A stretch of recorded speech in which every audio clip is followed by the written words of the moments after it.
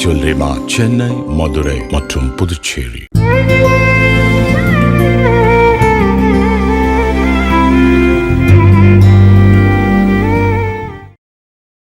சீரராஜ் செல்வம் போல் சேர்க்கவே என் ஆசான் வீரராகவருக்கு புகழ். அகலகில்லேன் இறையும் என்று அலர்மேல் மங்கை உரை மார்பா, நிகழில் புகழாய் உலகம் ஒன்றுடையாய் என்னை ஆழ்வானே, நிகரில் அமரர் முனிக்கணங்கள் விரும்பும் திருவேங்கடத்தானே, புகழொன்றில்லா ஆடியேன் உன் அடிக்கீழ் அமர்ந்து புகுந்தேனே.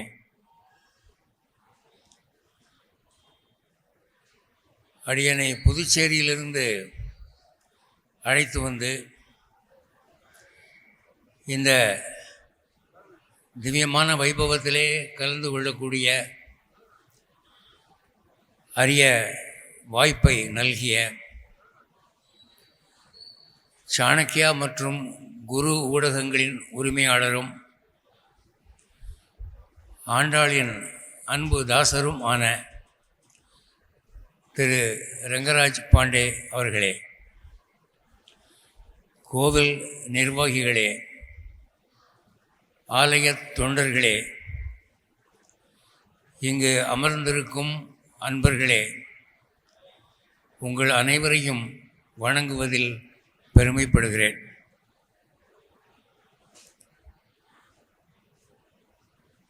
தலைப்பு என்ன அப்படின்னா, நோட்டீஸில் ரொம்ப ஒரு பேஃப்லிங்காக அடிச்சிருக்கிறாங்க. பல பேருக்கு அதை உச்சரிக்க கூட தெரியல. அது என்னமோ கிற்றீரேன்னு முடியுது, தமிழ் தானா அப்படிங்கலாம் பேசுகிற அளவுக்கு ஆகிப்போச்சு. ஆண்டாளுடைய நாச்சியார் திருமொழியிலே உள்ள முதல் பாசுரத்தின் கடைசி வரி, வேங்கடவர்க்கு என்னை விதிக்கிற்றியே, அதாவது தலைப்புன்னு கொடுத்துருக்காங்க. இது உங்கள் எல்லாருக்குமே பயமாக இருக்கும், இது என்ன இலக்கண வகுப்பு நடத்த போகிறாரா அப்படின்னு. முதல்ல எனக்கு கொடுக்கப்பட்ட தலைப்பு, யார் இந்த ஆண்டாள்? பாண்டே சார் அப்படி தான் சொன்னார், யார் இந்த ஆண்டாள், இந்த கேள்விக்கு நீங்கள் பதில் சொல்லுங்கள் அப்படின்னு. அதை சிக்கலான யூகங்களுக்கு இடம் கொடுக்கக்கூடாதுங்கிறதுக்காக இந்த மாதிரி மாற்றிருக்கேன். அந்த தலைப்பாக இருந்தாலும் இந்த தலைப்பாக இருந்தாலும் ஆண்டாளை பற்றிய ஒரு சிறு முன்னுரை அவசியம். ஸ்ரீவில்லிபுத்தூரிலே வடபத்திரசாயி கோயிலிலே நந்தவன கைங்கரியம் செய்து கொண்டிருந்த பெரியாழ்வாருக்கு அவருடைய நந்தவனத்திலே பெண் குழந்தையாக கிடைத்தாள் ஆண்டாள். அவளை தன் மகளாக எடுத்து வளர்த்தாள். சிறு வயதிலேயே திருமால் அன்பு என்ற தாய்ப்பாலை ஊட்டி அவளை வளர்த்து ஒரு சிறந்த ஆழ்வார் நிலைக்கு கொண்டு வந்தார். இதிலே ஒரு சின்ன சிக்கல் இருக்குது. என்ன அப்படின்னா, ஆண்டாளுக்கு அம்மா அப்பா இல்லை, அவள் நந்தவனத்திலே கண்டெடுக்கப்பட்டவள். அது சில பேருக்கு சில விபரீதமான கற்பனைகளுக்கு இடம் கொடுத்துருச்சு. மேற்கே ஒருத்தர் ரிசர்ச் தீசிஸ் எழுதினாராம், ஆண்டாள் விஷ்ணு பக்தியாக வாழ்ந்தாள், ஸ்ரீரங்கத்திலே சன்னதியில் ஐக்கியமானாள் என்று சொல்லுகிறார்கள். நான் நினைக்கிறேன், ஆண்டாள் ஒரு தேவதாசி. அவள் திருமால் மீது அன்பு கொண்டு ஸ்ரீரங்கம் கோவிலில் வாழ்ந்து அங்கே இறந்து விட்டாள். இதைத்தான் அவங்க ஊதி பெருசாக்கி ஆண்டாளை ஆழ்வார் நிலைமைக்கு உயர்த்திட்டாங்க அப்படின்னு நான் நினைக்கிறேன் என்று ஒரு தீசிஸ் ரிசர்ச் எழுதியிருக்கார். அது பேச்சு அடிப்பட்டது. இது பலருடைய கோபத்துக்கு வித்தாகியது. ஆனால் இங்கே நம்ம கோபத்துக்கு இடம் கொடுக்காமல் சிந்திக்க வேண்டிய ஒரு விஷயம். தாய் தகப்பன் இன்னார் என்று தெரியலையே அப்படிங்கிறதுக்காக ஆண்டாளை தேவதாசி என்று சொல்வதாக இருந்தால், ராமாயணத்தில் சீதா பிராட்டி ஜனகனுக்கு பிறக்கலை. அவளை ஜனகன் பூமியில் தான் கண்டெடுத்தான். அவளும் இந்த மாதிரி அம்மா யார் அப்பா யாருன்னு தெரியாத கேஸ் தான். அடுத்து திருமழிசை ஆழ்வார். திருமழிசை ஆழ்வார் தாய் தகப்பன் இல்லாமல் நந்தவனத்தில் கிடந்தார் குழந்தையாக. அப்போது திருவாளன் என்ற பிரம்ப இருக்கிறவன் வந்து அந்த குழந்தையை கண்டெடுத்து வளர்த்தான். அதுக்கப்புறம் முதலாழ்வார்கள் மூவர். பொய்கை ஆழ்வார் அம்மா அப்பா இல்லை, அவரும் ஒரு பொய்கையில் பிறந்தார். பூதத்தாழ்வார் ஒரு பூம்பந்தலிலே கிடந்தார். பேயாழ்வார் ஒரு கிணற்றிலே கிடந்தார். இவங்க எல்லாருமே தாய் தகப்பன் இல்லாதவங்க தான். கடைசியாக சொல்கிறதா இருந்தால் ஒரு புராணிக் கேரக்டர் கர்ணன், அவங்க அம்மா அப்பா யாருன்னு யாருக்குமே தெரியாது. அவன் நதியில் தான் கிடந்தான். இப்போ இவங்க ரிசர்ச் படி பார்க்கும்போது இப்போ நான் சொன்ன இத்தனை பேருமே தேவதாசிக்கு பிறந்தவர்கள் என்று சொல்ல வேண்டி வரும். பொய்கையாழ்வார், பூதத்தாழ்வார், பேயாழ்வார், சீதா பிராட்டி, கர்ணன், இவங்க எல்லாருமே தேவதாசி கூட்டமாக. அம்மா அப்பா யாருன்னு தெரியலைன்னா உடனே இந்த மாதிரி ஒரு முடிவுக்கு வர காரணம் என்ன அப்படின்னா, இங்கே ஒரு விஷயத்தை நீங்கள் கவனிக்கணும். இறைவனுடைய படைப்பிலே மனிதர்கள் இரு பிரிவாக பிரிக்கத்தக்கவர்கள். ஒரு குரூப் என்ன அப்படின்னா, ஆன்மீக பக்குவம் இன்னும் கைவரப்பெறாமல் தெய்வ நம்பிக்கை என்ற விஷயத்திலே அவ்வளவு தூரம் உள்ளம் பலப்படாமல் எதையும் பகுத்தறிவு கண்ணோட்டத்தோடு பார்க்கக்கூடிய ஒரு மனப்பான்மை உள்ளவர்கள். இன்னொரு குரூப் என்ன அப்படின்னா,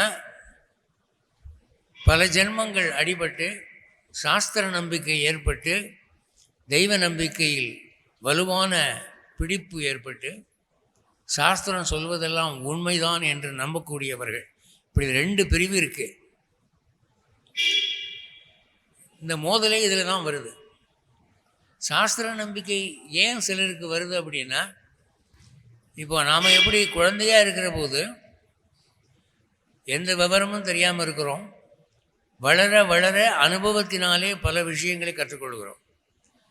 அதுபோலே இறைவனுடைய படைப்பிலே இந்த கார்மிக் சைக்கிளில் ஆரம்ப கட்டத்தில் இருக்கிறவர்களுக்கு சாஸ்திர நம்பிக்கை இருக்காது. அவர்கள் கண்ணால் காண்பது என்ற அடிப்படையில் தான் எதையுமே ஆராய்ச்சி செய்வார்கள். அப்புறம் அவங்க பல ஜென்மம் வாழ்க்கையில் கஷ்டப்பட்டு நம்முடைய கண் பார்வைக்கும் கருத்து கண்டுபிடிப்புக்கும் அப்பாற்பட்ட விஷயங்களும் இருக்கின்றன, கண்ணுக்கு தெரியலேங்கிறதுக்காக அதை இல்லைன்னு சொல்ல முடியாது என்கிற ஒரு முடிவுக்கு வந்து ஆன்மீகம், அற்புதங்கள், முனிவர்கள், சாஸ்திரங்கள் இதையெல்லாம் நம்புகிறாங்க. இப்போ இங்கே உக்காந்துருக்கிறீங்களே, நீங்கள் எல்லாரும் நான் சொன்ன அந்த கூட்டம் சாஸ்திர நம்பிக்கை உங்களுக்கு இருக்குது. அதனால் இப்போ வந்து நந்தவனத்திலே ஒரு தெய்வ குழந்தை கிடைத்தது பெரியாழ்வாருக்குன்னு சொன்னால் இருக்கும் அப்படின்னு நம்புறதுக்கு நீங்கள் எல்லோருமே ரெடியாக இருக்கிறீங்க.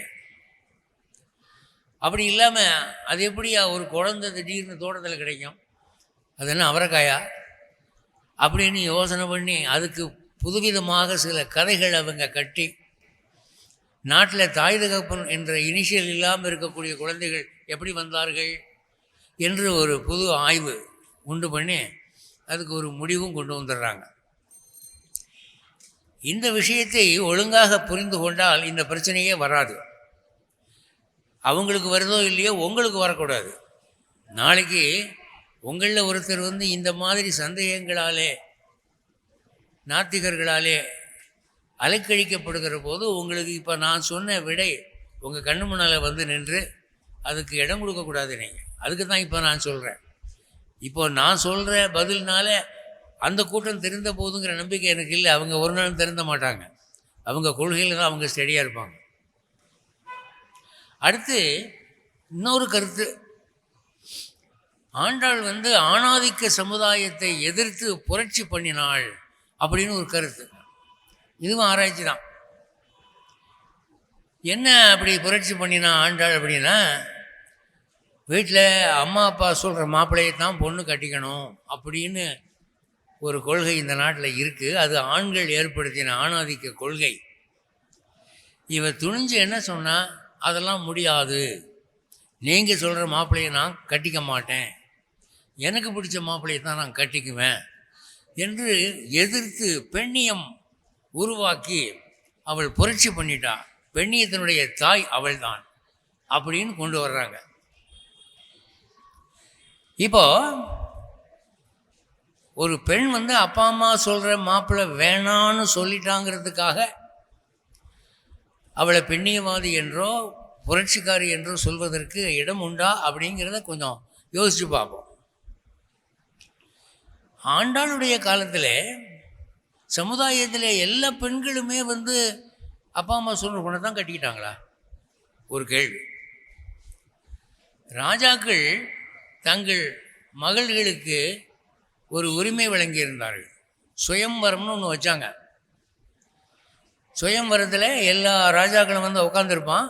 பொண்ணு கையில் மாலையை கொடுத்து, உனக்கு எந்த மாப்பிள்ளை பிடிக்குதோ அந்த மாப்பிள்ளை பிடிக்குதுன்னு கூட என்கிட்ட சொல்ல வேண்டாமா, அங்கேயே மாலையை போட்டுடு அப்படின்னு ஒரு சுதந்திரம் கொடுத்துருந்தாங்க. எல்லா ராஜாக்களுடைய குடும்பங்களையும் அதுதான் பெரும்பாலுமா நடந்தது. நீங்கள் கேள்விப்பட்டிருப்பீங்க, இந்துமதி சுயம்பரம், எத்தனையோ சுயம்பரங்களை பற்றி நாம் படிக்கிறோம். நல மகாராஜா சுயம்பரம்லாம் படிக்கிறோம் இல்லையா? அப்போ பெண்களை ஆண்கள் அடக்கி வைத்திருந்தார்கள் அப்படிங்கிற மாதிரி ஒரு ஆணிய கொள்கைக்கு இவங்க விமர்சனம் பண்ண வேண்டிய இடம் அங்கே அந்த அளவுக்கு இல்லாமல் போகுது. சரி, இப்போ ஆண்டாள் விஷயத்துக்கு வருவோம். ஆண்டாள் நான் அது என்ன ஆம்பளைக்கு பொம்பளை அடங்கி போகிறது அப்படின்னு நினைக்கிறவன்னு சொல்கிறாங்கல்ல. இப்போ நான் என்ன கேட்குறேன், அவள் யாரோ ஒரு மாப்பிள்ளைக்கு ஆசைப்பட்டா, அது யாருன்னா அவளே சொல்கிறா, மானிடவர்க்கென்று பேச்சுப்படி மனுஷப்பயலுக்கு நான் மனைவியாக மாட்டேன், இன்றைக்கி இருந்து நாளைக்கு அழியக்கூடிய இந்த வேர்வை நாத்தமுள்ள இந்த மனுஷ புயலுக்கு நான் மனைவியாக மாட்டேன். அதுதான் அவள் சொன்னான். அப்போ யார் வேணும் அப்படின்னா, சாக்ஷாத் ஸ்ரீமன் நாராயணன் தான் எனக்கு மாப்பிள்ளை, விஷ்ணு தான் எனக்கு மாப்பிள்ளை. சரி, விஷ்ணுவை மாப்பிள்ளையாக ஏற்றுக்கொள்கிற அந்த ஆண்டாள் அங்கே புகுந்த வீட்டில் போய் எந்த மாதிரி வாழ போகிறதாக சொல்கிறா. அங்கே போய் இப்போ இந்த காலத்து பொண்ணுங்க பண்ணுற மாதிரி இப்போ இந்த காலத்து நிறையா செய்தி என் காதில் விழுகுது. முதல் இரவு அன்று பொண்ணு மணவரைக்குள்ளே நுழையிறாளாம். அந்த காலத்துல எல்லாம் முதல் இரவு காட்சியில் மணப்பெண்ணு ரொம்ப வெக்கத்தோடு தலை குனிஞ்சு உள்ள நுழைவா. இந்த காலத்து பொண்ணுங்களாம் லெஃப்ட் ரைட் நுழையிறாங்க. வந்த உடனே மாப்பிள்ளையை பார்த்து, என்னய்யா என்ன உட்காந்துருக்க, படுக்கலையா அப்படிங்கிறா. அவன் அதிர்ந்து போகிறான். என்னமோ நாணம் மடம் அச்சம்லாம் சொல்லுவாங்களே அப்படின்னு அவன் யோசனை பண்ணுறான். அந்த பால் எடுத்துக்கூட அப்படின்னா, ஏன் உனக்கு கை இல்லையா, நீ எடுத்துக்க மாட்டியா, நான் எடுத்து கொடுக்கணுமா என்று இந்த மாதிரியெல்லாம் பெண்ணிய முதல் இரவுகள் இன்றைக்கி நடக்குது, நிறைய நடக்குது. என் காதில் செய்தி விழுகுது. ஆண்டாள் அப்படிப்பட்டவளா? என்னுடைய கேள்வி அதுதான். ஆண்டாள் என்ன சொல்கிறா, கணவனுக்கும் அவளுக்கும் உள்ள உறவு எப்படி இருக்குமா, இற்றைக்கும் ஏழேழு பிறவிக்கும் உந்தனோடு உற்றோமே ஆவோம், உனக்கே நாம் ஆள் செய்வோம். நான் அடிமையா உனக்கு, நான் உனக்கு தொண்டு செய்யும், நான் தொண்டு செய்வேன், நீ தொண்டு ஏற்றுக்கணும். உனக்கு 100 அண்டா நிறைய அக்கார அரிசியில் தயிர் சாதமெல்லாம் வைக்கிறேன், அதை நீ சாப்பிட்டியானா இன்னும் 100 அண்டா வைக்கிறேன். அப்படி சொல்கிறவங்க அவளா பெண்ணியவாதி? அப்போ என்ன சொல்கிறா, கணவனுக்கு மனைவி தொண்டு செய்ய வேண்டும் என்பது ஆணாதிக்க சமுதாயத்தின் விதி என்று இருக்குமானால் இவள் அதை அங்கீகரித்தாள். கணவனுக்கு நான் தொண்டு செய்வேன் என்று வாக்குமூலம் கொடுக்குறேன். ஒரு விஷயம் நீங்கள் கவனிக்கணும்.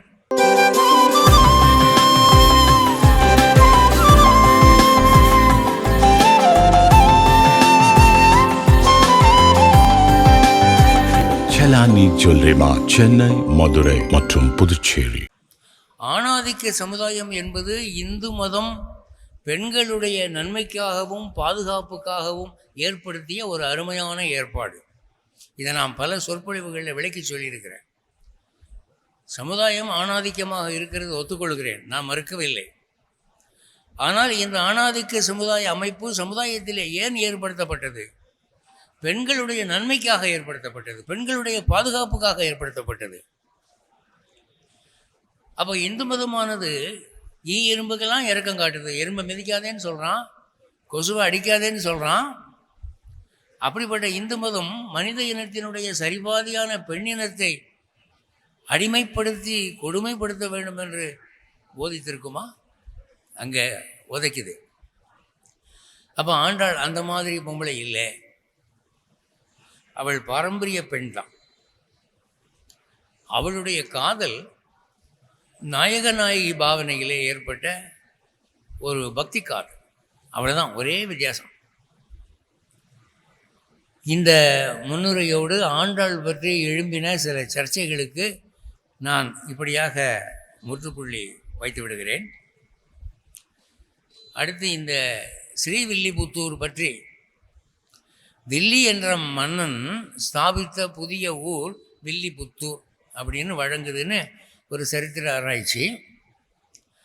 ஆனால் இந்த பாசுரங்களுக்கு வியாக்கியானங்கள் எழுதினவர்கள், இப்போ ஆண்டாள் பாசுரங்களுக்கு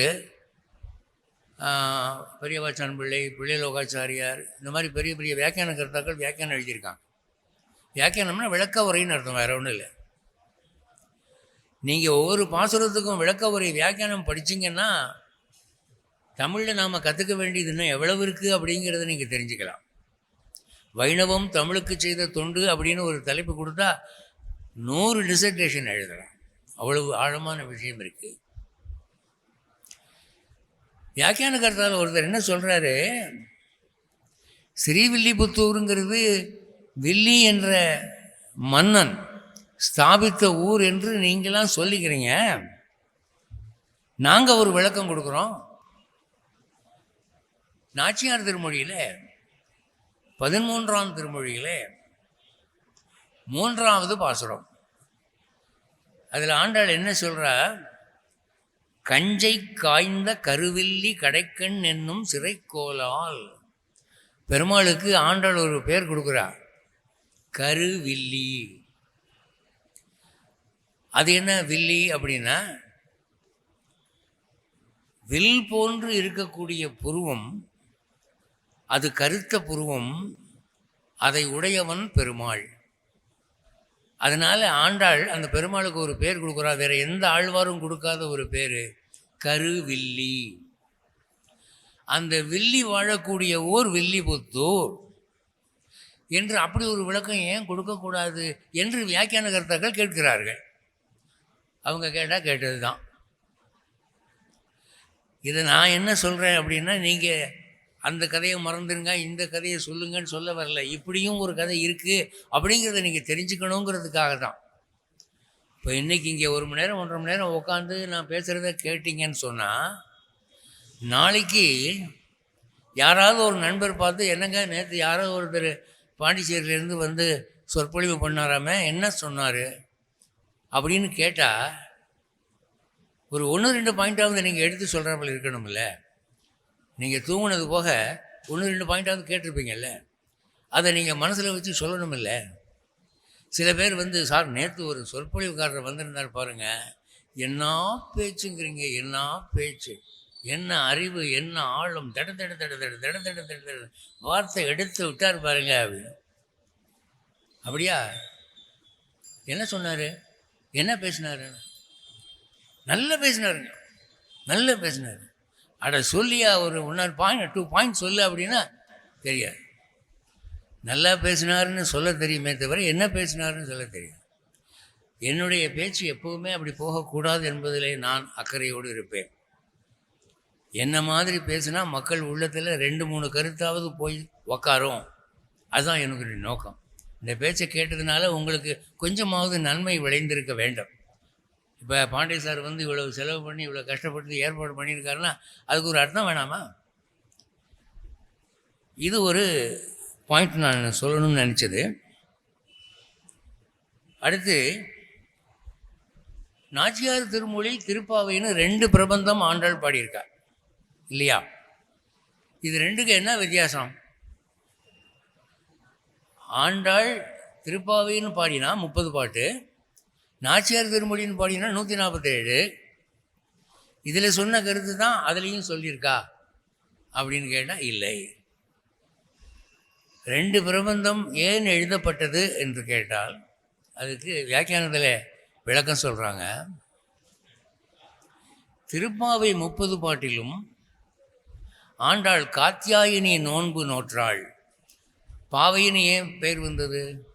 காத்தியாயினி என்ற பாவைக்கு அலங்காரம் பண்ணி இவர்கள் நோன்பு நோற்பார்கள், எங்களுக்கு நல்ல மாப்பிள்ளை கிடைக்கணும்னு. அந்த காலத்தில் பெண்களுடைய ஒரே லட்சியம் என்னவாக இருந்ததுன்னா நல்ல புருஷன் கிடைக்கணும். அதுக்காக தான் அவங்க அந்த காலத்தில் நோன்பு நோற்றார்கள். அதான் பாவை நோன்புன்னு பேர். திருப்பாவையில் 30 பாட்டும் வந்து அவள் நோன்பு நோற்றாள். எதுக்கு? கண்ணன் வரணும், கண்ணனோடு தான் கலக்க வேண்டும் என்று ஆசைப்பட்டாள். அந்த ஆசை நிறைவேறவில்லை. திருப்பாவையில் அந்த ஆசை அவளுக்கு நிறைவேறவில்லை. திருப்பாவை பாடியது தோல்வியாக முடிந்தது. அப்போ அவள் என்ன பண்ணினா, காத்தியாயினி நோன்பு நோற்றேன், அது பலன் தரவில்லை. அப்போ சாமியை மாற்றி பார்ப்போம். சில பேர் லாட்டரி டிக்கெட்டு கட்டுக்கட்டாக வாங்கி முருகனுடைய பாதத்தில் வச்சு கும்பிடுவான். அவ்வளவும் விழுக வேணாம் சாமி, ஒரே ஒரு டிக்கெட் விழுந்தால் போதும் அப்படின்னு கும்பிட்டு பார்ப்பான். ஒன்றும் விழுகலைன்னு வச்சுக்கோங்க, சாமியை மாற்றி பார்ப்போம் அப்படின்னு பிள்ளையார் கோயில் கொண்டு வைப்பான். இது மனித இயற்கை. அது மாதிரி ஆண்டாள் வந்து காத்தியாயினி நோன்பு நோற்று கண்ணன் வரவில்லை என்று தெரிந்தவுடன் இனிமேல் நம்ம செக்ஷன் மாற்றணும். காதலுக்குன்னு ஏற்பட்ட சாமி ஒன்று இருக்குது. அது என்ன? மன்மதன். ஒரு சினிமா பாட்டில் ஒரு வயசான பெரியவர் கல்லூரி மாணவர்களை பார்த்து நொந்துக்கிறாரு. ஏண்டா இப்படி வெறி பிடிச்சி அலையிறீங்களேடா, பொம்பளை வெறி பிடிச்சி அலையிறீங்களே, பகவான் தாண்டா உங்களால் ரசிக்கணும் அப்படின்னு. அதுக்கு ஒரு மாணவன் சொல்கிறான், எங்களை பகவான் ரசிக்க வேண்டாம், மன்மதன் ரசித்தா போதும் அப்படின்னு. இவங்க நோக்கமெல்லாம் அப்படி இருக்கு. எனவே ஆண்டாள் என்ன பண்ணுறா, மன்மதன்கிட்ட போவோமே, மன்மதன் தானே வந்து காதலர்களை கூட்டி வைக்கிறவன் என்று மன்மதனை நோக்கி அவள் நோற்ற நோன்புதான் நாச்சியார் திருமொழி. இந்த நாச்சியார் திருமொழியில் அவளுக்கு என்ன ஒரு முன்னேற்றம் ஏற்பட்டதுன்னு சொன்னால், கனவளவிலாவது அவளுக்கு கல்யாணம் நடந்தது. வாரணம் 1000 சூழ வலம் வந்து, எனக்கு கல்யாணம் நடக்கிற மாதிரி நான் கனவு கண்டேன், கைத்தலம் பற்ற கனா கண்டேன் தோழி நான். அப்போ கனவு வரைக்கும் வந்துருச்சு. திருப்பாவை காலத்தில் கனவு கூட வரல, இப்போ கனவு வரைக்கும் வந்திருக்கு. கனவு நனவாகணும், அவ்வளோதான். இப்போ சொப்பன சாஸ்திரம் என்ன சொல்லுதுன்னா, விடிய காலத்தில் பார்க்குற கனவு பலிக்கும் அப்படின்னு சொல்லுவாங்க. ராத்திரி 10 மணிக்கு பார்க்குற கனவு 1 மாதம் கழித்து பலிக்குமா, 12 மணிக்கு வர்ற கனவு 2 மாதம் கழித்து பலிக்குமா, 3 மணிக்கு பார்க்குற கனவு 3 மாதம் கழித்து பலிக்குமா, விடிய காலம் வர்ற கனவு உடனே பலிக்குமா அப்படின்னு வாக்பட்டர் சொல்கிறாரு சொப்பன சாஸ்திரத்தில். இப்போது இவள் நிஜமாகவே தனக்கு திருமணமானதாக ஒரு கனவு கண்டு அதுக்குன்னு 10 பாட்டு ஒதுக்கியிருக்கா. கல்யாணத்தில் என்னென்ன சடங்கு நடக்குமோ அவ்வளவு சடங்கு நடந்ததாக கனவு கண்டிருக்கிறாள். படிக்கிறவங்களுக்கு ஒரு ஆறுதல், சரி பாவம் ஏங்கி போய் கண்ணன் வருவானா மாட்டானான்னு புலம்பினவளுக்கு கனவுலையாவது கண்ணன் வந்தானே என்கிற ஒரு நிறைவு. கடைசியில் பார்த்தீங்கன்னா வாயும் நன்மக்களை பெற்று மகிழ்வரேன்னு குழந்தை குட்டி வரைக்கும் வந்துடுறாருல. ஸோ திருப்பாவையை விட நாச்சியார் திருமொழி ஆண்டாளுடைய ஆசையை அதிகம் நிறைவேற்றிய ஒரு பிரபந்தமாக காணப்படுகிறது. இதெல்லாம் ஒரு முன்னுரை. இப்போ இவர் பாண்டே சார் தலைப்பு என்று சொல்லி நாச்சியார் திருமொழியினுடைய முதல் பாசுரத்தின் கடைசி வரியை சொல்லியிருக்காரு இல்லையா, வேங்கடவர்க்கு என்னை விதிக்கிற்றியே அப்படின்னு. அதனால் அதை நீங்கள் புரிஞ்சுக்கணும் அப்படிங்கிறதுக்காக அந்த பாசுரத்துக்கு விளக்கம் சொல்கிறேன். இப்போ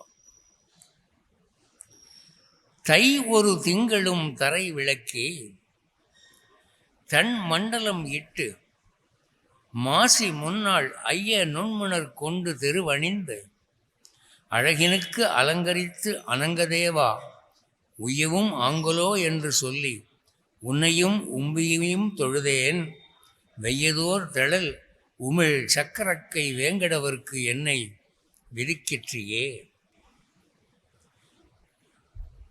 திருப்பாவை கேட்டால் ஏறக்குறைய இங்கே இருக்கிற எல்லாருமே மனப்படமாக சொல்லுவீங்க. ஏன்னா நீங்கள் ஸ்ரீவில்லிபுத்தூர்காரங்க, நிச்சயமாக சொல்லுவீங்கன்னு எனக்கு தெரியும். ஆனால் நாச்சியார் திருமொழி பெரும்பாலானவருக்கு தெரிவதில்லை. சில பாசுரங்கள், உதாரணமாக கற்பூரம் நாருமோ கமலப்பூ நாருமோ அது சொல்லுவாங்க, வாரணமாயிரம் சொல்லுவாங்க. இந்த மாதிரி சில சோசன் பாசுரங்கள் சொல்கிறாங்களே தவிர 147 மனப்பாடமாக சொல்கிறவங்க வெகு குறைவு.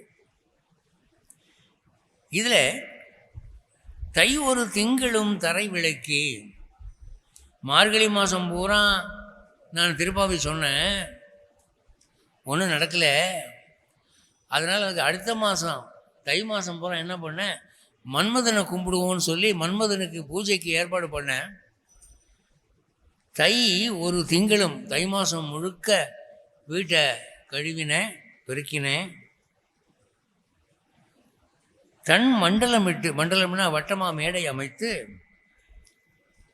ஐய மன்மதனே நுண்மணல் கொண்டு தெருவணிந்து, நீ வருவதற்காக வீதியிலே கால் குத்தாமல் இருக்கிறதுக்கு மெல்லிசான மணல், நுண் மணல் கொண்டு தெரு அணிந்து அழகினுக்கு அலங்கரித்து, அழகாக கோலமெல்லாம் போட்டு, அனங்க தேவா, அனங்கன்னா மன்மதன் அர்த்தம். அதான் சிவபெருமான் தியானத்தில் இருந்தபோது மன்மதன் அவருக்கு அம்பை போட்டு காதல் உணர்வை உண்டு பண்ணினானான். உடனே அவருக்கு கோபம் நெற்றிக்கண்ணை திறந்து அவனை எரிச்சிட்டாரான். அதனால் அவன் உடம்பு இல்லாமல் போயிட்டான். அங்கன் என்றால் உடல் உள்ளவன், அனங்கன் என்றால் உடல் இல்லாதவன். உடல் இல்லாதவன் என்று அவனுக்கு ஒரு பேர், அனங்க தேவா.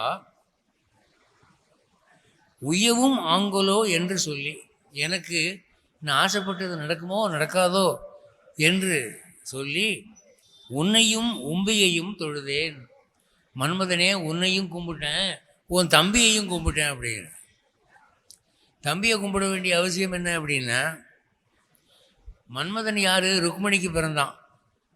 ருக்மணிக்கு பிரத்யும்னன் என்ற பெயரிலே பிறந்தான் கிருஷ்ணாவதாரத்தில்.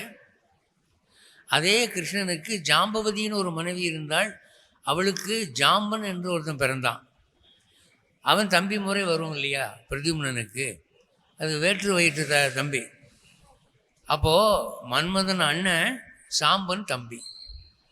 நான் உன்னையும் கும்பிட்டேன், உன் தம்பியையும் கும்பிட்டேன் அப்படின்னு.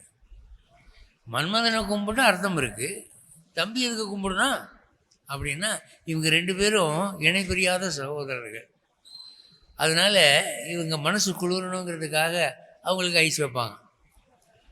இப்போ ஒரு ஐஏஎஸ் கலெக்டர் ஒரு காரில் வர்றாரு, அவரை ஒருத்தர் வழியை பார்த்து, ஐயா வாங்க, நம்ம இவ்வளோ தூரம் வந்துட்டீங்க, நம்ம வீட்டுக்கு காஃபி சாப்பிட்டு போங்க அப்படின்னு உள்ளே கூப்பிடுறாரு.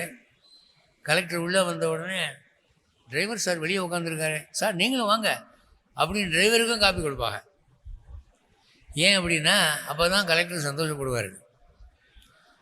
அதுபோல் மன்மதனோடு சேர்ந்து காணப்படும் தம்பிக்கும் ஒரு வணக்கம், ராமனுக்கு ஒரு வணக்கம், லக்ஷ்மணனுக்கு ஒரு வணக்கங்கிற மாதிரி. உன்னையும் உம்பியையும் தொழுதேன் வெய்யதோர் தழல் உமிழ் சக்கரக்கை வேங்கடவர்க்கு. சக்கரம் ஒன்று வச்சிருக்கார் பெருமாள். அது எப்பவுமே தீ உமிழும். சக்கரத்தினுடைய விளிம்புகள்லாம் பார்த்தீங்கன்னா நெருப்பு மாதிரி ஜுவாலை தெரியும். நீங்கள் சக்கரத்தாழ்வார் சன்னதி எந்த கோயிலில் இருந்தாலும் ஸ்ரீவில்லிபுத்தூரில் இருக்குது சக்கரத்தாழ்வார் சன்னதி. அந்த விளிம்பெல்லாம் பார்த்தீங்கன்னா ஜுவாலையாக இருக்கும், நெருப்பு மயம். அவருக்கு அக்னிகின்னு ஒரு பேர் உண்டு. அது பக்தர்களுடைய எதிரிகளை கொல்வதற்காக வச்சிருக்கார். அப்படிப்பட்ட சக்கரக்கை வேங்கடவர்க்கு என்னை விதிக்கிற்றியே, திருப்பதி வெங்கடாஜலபதிக்கு என்னைய மனைவியாக்கு. விதிக்கிற்றியேன்னா விதி போடு, ரூல் போடு. நீ நினச்சிட்டீங்கன்னா நிச்சயமாக அந்த ஜோடி சேர்ந்துடும். திருப்பதி வெங்கடாஜலபதி என்னை பார்த்து ஆசைப்படணும், அந்த மாதிரி பண்ணிவிடு அப்படிங்கிறார். இப்போது திருப்பதி வெங்கடாஜலபதி எங்கேருந்து வந்தார் திடீர்னு? திருப்பாவை முழுக்க கண்ணனை கும்பிட்றா. கிருஷ்ணனுக்கு தான் அதிகமான பாட்டு. ஒரு இடத்துல ஓங்கி உலகளந்த உத்தமன்னு திருவிக்கிரம அவதாரம்னு சொல்கிறான். ஆனால் பெருமாளுடைய எல்லா வியூகங்களும் ஒரே பெருமாளை குறிக்கிறது என்ற கருத்தினாலே கிருஷ்ணனை நோக்கி கும்பிட்ட இவள் கடைசியில் எங்கே போய் கல்யாணமானா? திருவரங்கத்தில் போய் கல்யாணம் ஆகுது அவளுக்கு. அப்போது எல்லாம் ஒன்று தான், எல்லாம் ஒரே சாமி தான் அப்படிங்கிற ஒரு கருத்து, சாமியம். அப்போ சொல்கிற திருப்பதி ஏழுமலையானுக்கு நான் மனைவியாகும்படி செய்வாயாக அப்படின்னு. இந்த திருப்பதி பெருமாளுக்கு என்ன ஒரு விசேஷம் இருக்குன்னா, அவர் இன்டர்நேஷ்னல் பெருமாள். அவர் ஆந்திராக்காரரு, ஆனால் கன்னடக்காரர் புரந்தரதாசர் அவர் மேலே பாடுறாரு. இங்கே ஆண்டாள் தமிழச்சி அவள் ஆசைப்படுறா. வடக்க இருந்து பாலாஜி பாலாஜின்னு சொல்லி சேட்டுகள்லாம் கும்பிட்றாங்க. சாதி மத பேதமின்றி அனைவராலும் வணங்கப்படும் ஏழுமலையான். அவன் வரம் அருளுவதிலே ஸ்பெஷலிஸ்ட்டு. ஏனென்றால் திருமகளை மார்பில் ஏந்திய ஸ்ரீனிவாசன். நம்மாழ்வார் பெருமாள்கிட்ட மோட்சத்துக்கு பிரபத்தி பண்ணும்போது எத்தனையோ திவ்ய தேச பெருமாளை அவர் பாடினார். அகலகில் என் இறையும் என்ற அலர்மேல் மங்கை உரை மார்பா என்ற பாசுரத்திலே திருவேங்கடத்தானே உன் அடிக்கீழ் அமர்ந்து புகுந்தேனே என்று திருப்பதி பெருமாள்கிட்ட தான் பிரபத்தி பண்ணுறார். பெருமாள் முதன்னு பூமிக்கு இறங்கும் போது முதல்ல அங்கே தான் இறங்கினார். அந்த பெருமாள் தான் மற்ற திவ்ய தேசங்களுக்கு பள்ளி கொண்ட பெருமாளாக, அமர்ந்த பெருமாளாக திருக்கோலம் கொண்டார் என்று ஒரு வைஷ்ணவ கருத்து உண்டு. திருப்பதி பெருமாளை முதன்னு மணவாள மாமனிகள் சேவிக்க போன போது அங்கே தொண்டரடி பொடியாழ்வாருடைய திருப்பள்ளி எழுச்சியை பாடிக்கொண்டிருந்தார்கள். காரணம் கேட்டபோது இந்த பெருமாளுக்கு என்று தனியாக சுப்பிரபாதம் இல்லை அப்படின்னு உடனே தன் சிஷியராகிய பிரதிபாதி பயங்கர மன்னங்கராச்சாரியாரை கூப்பிட்டு இதுக்கு ஒரு சுப்பிரபாதம் பண்ணி சம்ஸ்கிருதத்தில் பாடுமையா என்று பாட சொன்னார். அதை தான் இப்போ நாமெல்லாம் பாடிக்கிட்டு இருக்கோம். அந்த பெருமாள் வைஷ்ணவத்தில் ரொம்ப முக்கியமான பெருமாள். இன்னொரு விசேஷம் என்னென்னா, வைணவர் அல்லாதாருக்கும் மனங்கவர்ந்து பெருமாள் ஒருத்தர் இருக்காருன்னா அது அவர் தான். இப்போ நீங்கள் சீர்காழி போங்க, 11 திருநாங்கூர் இருக்குது. அந்த 11 திருநாங்கூர் பெருமாளும் வைணவர் அல்லாதாருக்கு அவ்வளவு தூரம் கவர்ச்சி இல்லை. அங்கே போனீங்கன்னா சேவார்த்திகளே பார்க்க முடியாது. 2 கோயிலுக்கு ஒரு அர்ச்சகர், 3 கோயிலுக்கு ஒரு அர்ச்சகர், அவ்வளவு தூரம் அங்கே காத்தாடிக்கிட்டு இருக்கோம். ஆனால் திருப்பதிக்கு போங்க, டிக்கெட் வாங்கி தான் பார்க்க முடியும். அங்கே க்யூவில் நிற்கிறவங்க எல்லாம் வைஷ்ணவ சிகாமணியா? யாருக்காவது வைஷ்ணவத்தை பற்றி தெரியுமா? ஒருத்தனுக்கும் தெரியாது. காசு கொடுக்குற பெருமாள், அந்த ஒரே காரணம். உண்டியல் ரொம்பிக்கிட்டே இருக்கும். அதனால் திருப்பதி பெருமாள் ஏறக்குறைய எல்லார் உள்ளத்திலும் இடம்பெற்றவர். நம்ம புரந்தரதாசர் இருக்கிறாரு, அவர் ஒரு மெய்மறந்த நிலையில் அவர் மேலே ஒரு ஸ்தோத்திரம் பாடியிருக்கார். ரொம்ப பிரபலமானது, நீங்கள் கேட்டிருப்பீங்க அநேகமாக. வெங்கடாச்சல நிலையம் வைகுண்டபுரவாசம்.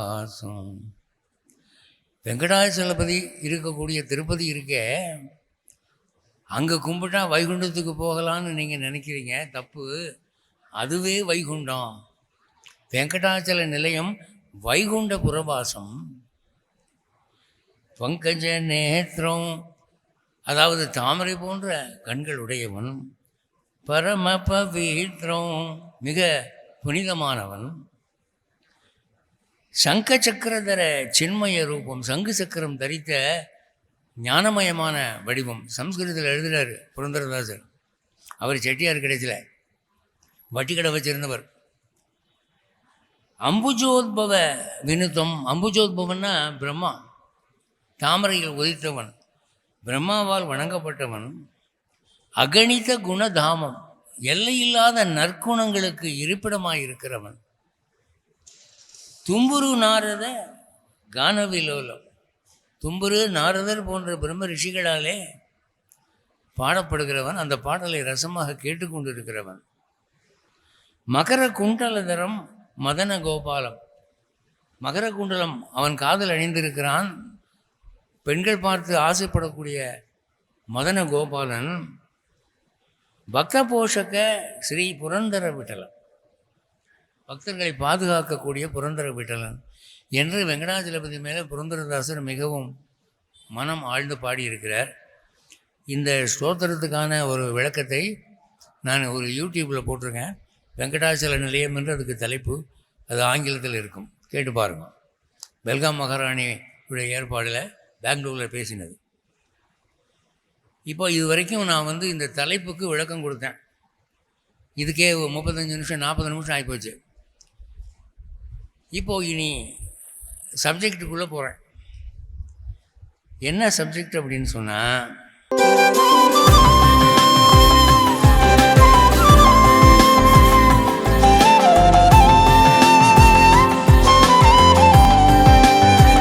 செலானி ஜுவல்லரி மார்ட், சென்னை, மதுரை மற்றும் புதுச்சேரி.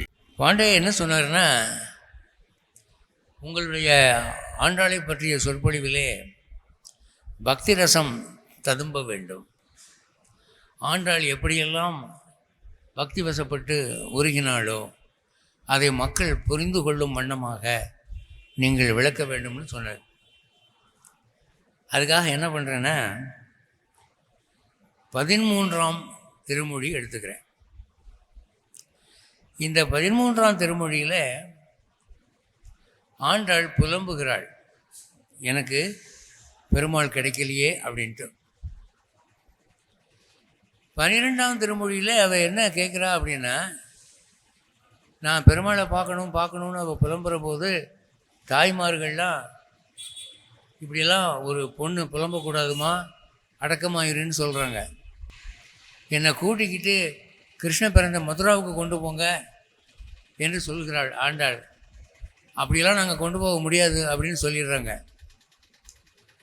அப்போ 13ஆம் திருமொழியில் என்ன சொல்கிறா, நீங்கள் என்ன கண்ணன் பிறந்த ஊருக்கு கொண்டு போகாட்டி பரவாயில்ல, பெருமாளுடைய உடம்பில் இருக்கக்கூடிய சில பொருள்கள், இடுப்பில் கட்டியிருக்கிற வேஷ்டி, கழுத்தில் போட்டிருக்கிற வனமாலை, மேலே போத்திருக்கிற உத்திரியம்,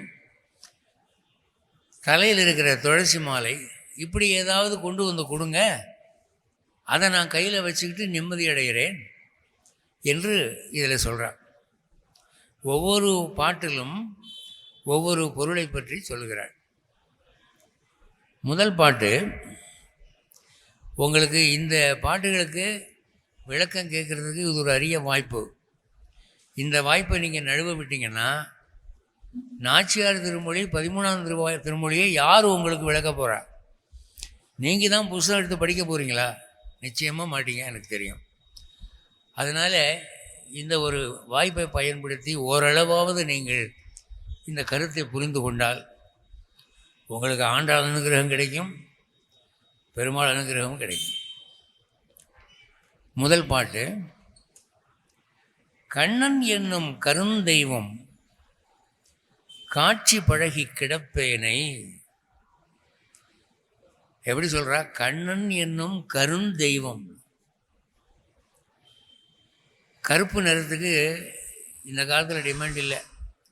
மாப்பிள்ளையாக இருந்தாலும் பொண்ணாக இருந்தாலும் சிகப்பாக இருக்கணும். அப்போ தான் மார்க்கெட்டில் போனி ஆகுது. கருப்பாக இருந்தால் அது வந்து ஒரு டிஸ்குவாலிஃபிகேஷனாக நினைக்கிறாங்க. ஆனால் ஆண்டாள் காலத்தில் கருப்புங்கிறது நல்ல கலர். புராணம் என்ன சொல்லுதுன்னா, கர்ணன் கருப்பு, கிருஷ்ணன் கருப்பு, ராமன் கருப்பு, கிருஷ்ணன் கருப்பு, அர்ஜுனனும் கருப்பு. கருப்பு ரொம்ப பாப்புலராக இருந்தது. மாப்பிள்ளை எப்படி இருப்பார், நல்ல கருப்பாக இருப்பாருங்க அப்படி சொல்லுவாங்க. வெள்ளை வெள்ளையர்னு இருந்தால் வியாதி வந்த மாதிரி இருக்கான், அது என்னது வெளுத்து போய் அப்படி சொல்லுவாங்க ஒரு காலத்தில். ஆனால் இப்போ எல்லாம் தலைகீழாக மாறிப்போச்சு. சுண்டுனா ரத்தம் தெரிக்குங்க, அவ்வளோ சிகப்பு. அப்படி இருந்தால் தான் இப்போ டிமாண்டு. ஆனால் இவள் ரொம்ப பெருமையாக சொல்லிக்கிறார், கண்ணன் என்னும் கருந்தெய்வம். கண்ணங்கரையன்னு இருப்பாம, அவனை காட்சி பழகி கிடப்பேனே, அவனை பார்த்து பார்த்து நாளை போக்கி கொண்டிருக்கும் என்னை புண்ணில் புளிப்பெய்தார் போல புறநின்று அழகு பேசாது. நீங்கள் வந்து என்னை சுற்றி இருந்துக்கிட்டு இப்படியெல்லாம் கிடைக்காத ஒரு காரியத்துக்கு ஆசைப்படாதம்மா, கண்ணன் வரமாட்டான், உன்னை கட்டிக்க மாட்டான் அப்படின்னு நீங்கள் அக்கம் பக்கம் இருந்து எனக்கு ஆறுதல் சொல்கிறீங்க. அழகு பேசாதேங்கிறார். புண்ணில் புளி பெய்தால் போல. ஒரு புண்ணு இருக்குது, அதில் புளியை புளிஞ்சு விட்டிங்கன்னா எப்படி இருக்குன்னு நாளைக்கு புளிஞ்சு விட்டு பாருங்கள். ஒரு புண்ணை ஏற்படுத்தி புளிச்சாறு ஊற்றி பாருங்கள், எரிச்சல் தாங்க முடியாது. அதான் அவன் சொல்கிற, புண்ணில் புளி ஊற்றுன மாதிரி நீங்கள் வந்து கண்ணனை மறந்துருன்னு சொல்கிறீங்க. அப்படி அழகு பேசாதீர்கள். அழகு பேசுறதுன்னா அது என்ன அழகு பேசுறதுன்னா, சில பேர் தங்களுடைய வெறுப்பை காட்டிக்கணும் அப்படின்னு சொன்னால் இந்த முகத்தில் கோணலாக ஒரு கன்வல்ஷன் காட்டுவாங்க, அப்படி காட்டுவாங்க. அதுக்கு என்ன சொல்கிறதுனா, அழகு காட்டுறான் அப்படின்பாங்க. அழகு காட்டுறான்னா கேலி பண்ணுறான்னு அர்த்தம். அதை யூஸ் பண்ணுறாங்க. அழகு பேசாதே, நீங்கள் அந்த மாதிரிலாம் அழகு காட்டிக்கிட்டு இருக்க வேண்டாம், கண்ணனை மறந்துடுன்னு, அது வேண்டியதில்லை அப்படின்ற. இது வந்துங்க திசைச்சொல்னு சொல்கிறது. திசைச்சொல்லுன்னா புழக்கத்தில் கலோக்கியலாக இருக்கக்கூடிய யூசேஜுக்கு திசைச்சொல்னு பேர். இது சந்தர்ப்பத்தில் உங்களுக்கு ராமானுஜர் வாழ்க்கையில் ஒரு சின்ன சம்பவம் சொல்கிறேன். நம்மாழ்வார் வந்து இங்கே சீர்காழியை பற்றி பாடுறார். அப்படி அவர் பாடுற ஒரு பாசுரத்தில்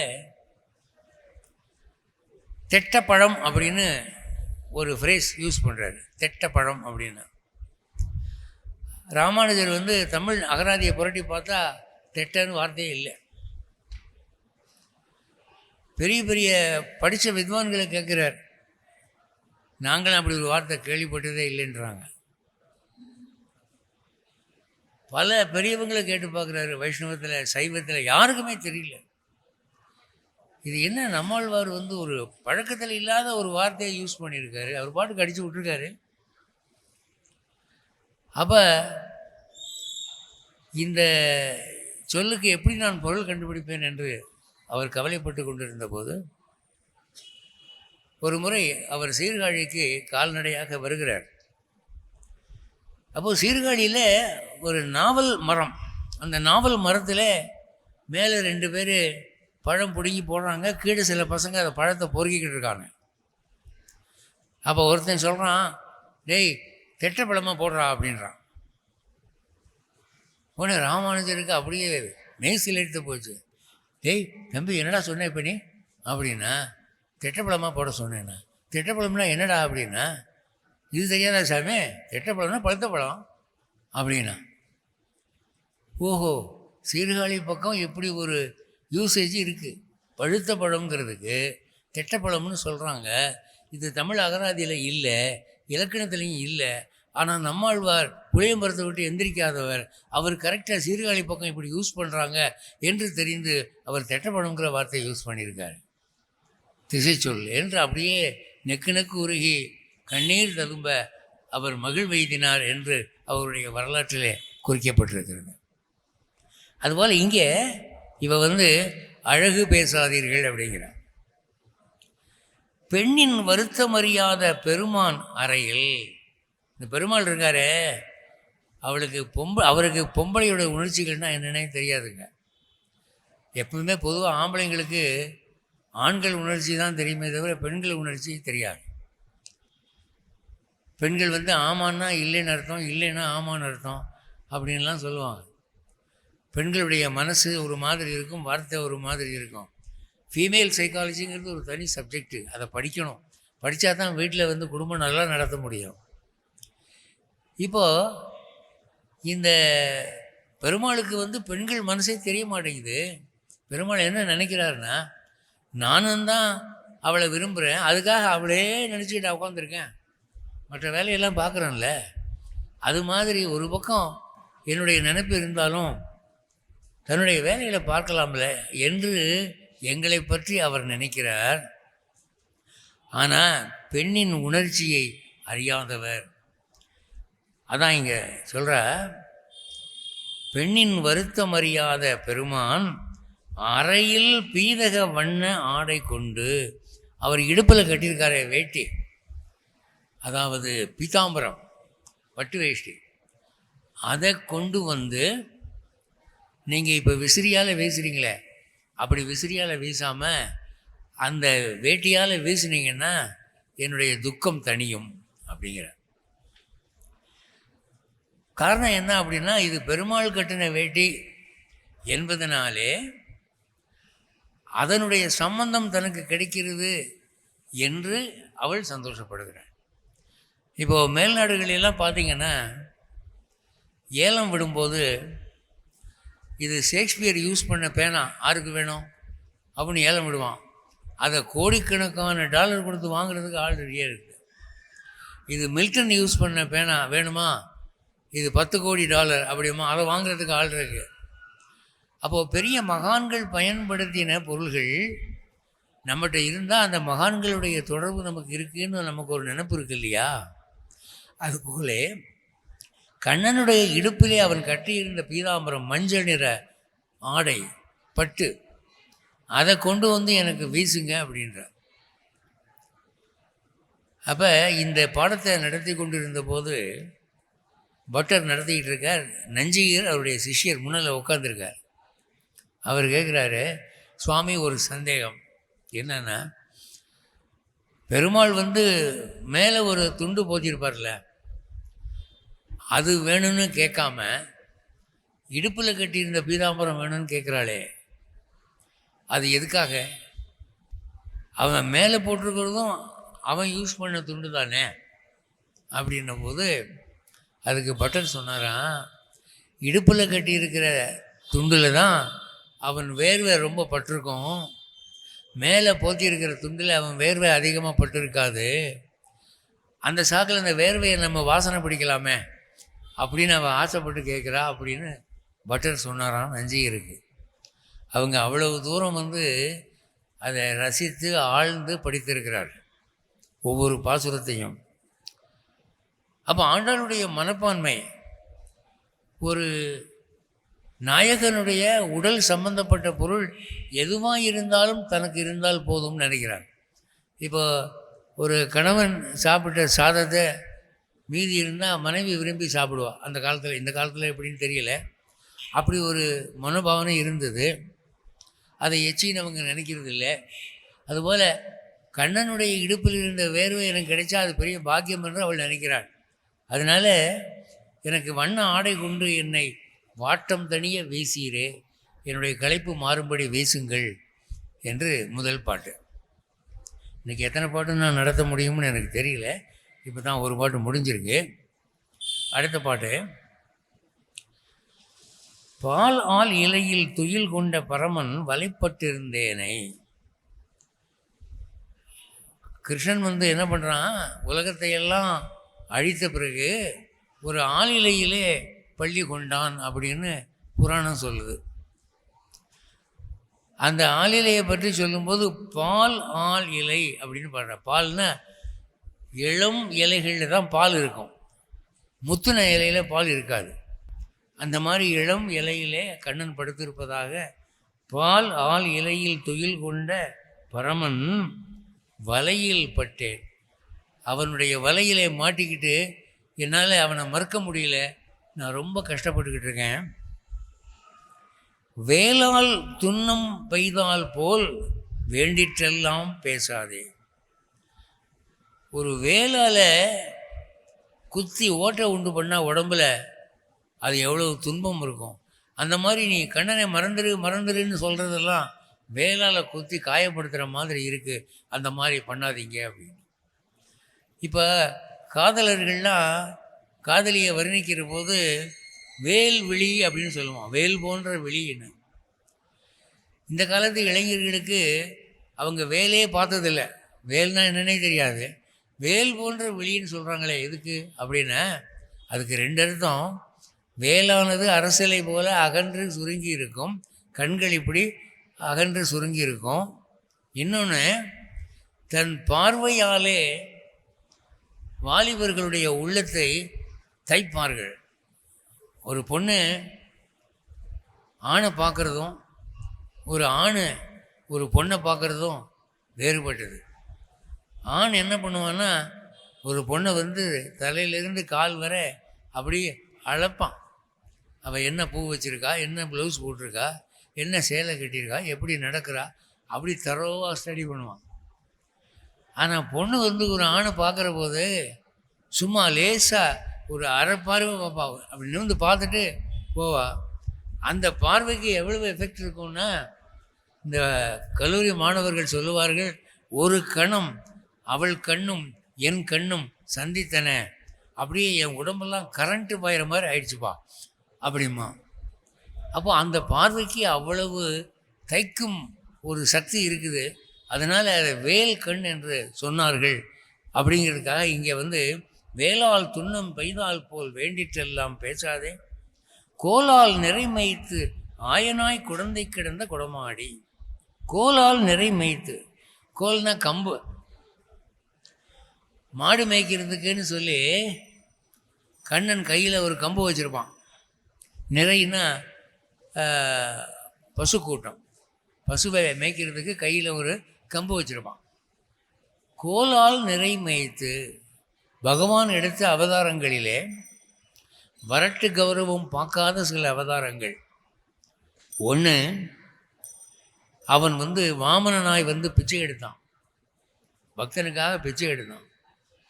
இப்போ நாம் ஒருத்தர் வயிறு இருந்தால் போட பிச்சைக்காரன் அப்படின்றோம், ரொம்ப கோபம் வருது. அவன் தன்னை பிச்சைக்காரன் என்று மற்றவர்கள் சொல்லுவதை வெறுக்கவில்லை. அதே போல் வாத்தியார் பையனை திட்டுறதா இருந்தால் நீ மாடு மேய்க்கதாண்டா லாயக்குன்றாரு. ஆனால் இவன் மாடு மேய்ச்சான். மாடு மேய்ச்சதை தனக்கு ஒரு தகுதியாக ஒரு நாமமாக்கி கொண்டான். கோபாலகிருஷ்ணன் அப்படின்னு பேர் வச்சுக்கிட்டான். அர்ஜுனனுக்கு தேரோட்டினான். தேரோட்டும் போது கையில் ஒரு சாட்டக்கம்பை வச்சுருந்தான். அவனுக்கு பார்த்தசாரதி என்று பெயராயிற்று. அப்போது வரட்டு கௌரவம் பார்க்காமல் அன்புக்கு கட்டுப்பட்டு அவன் எடுத்த அவதாரங்களிலே கிருஷ்ணாவதாரம் ஒரு முக்கியமான அவதாரம்.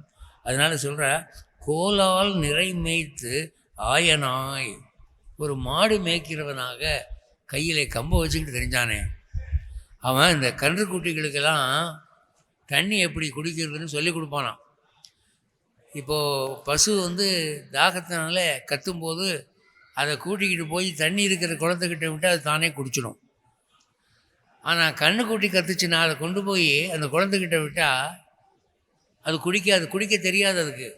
ஏன் அப்படின்னா தாயினுடைய மடியிலே அண்ணாந்து முகத்தை வைத்து கொண்டு வாயினால் காம்பினை தப்பதுக்கு தான் அவளுக்கு தெரியுமே தவிர தரையில் இருக்கிற தண்ணீரை குடிக்க தெரியாது.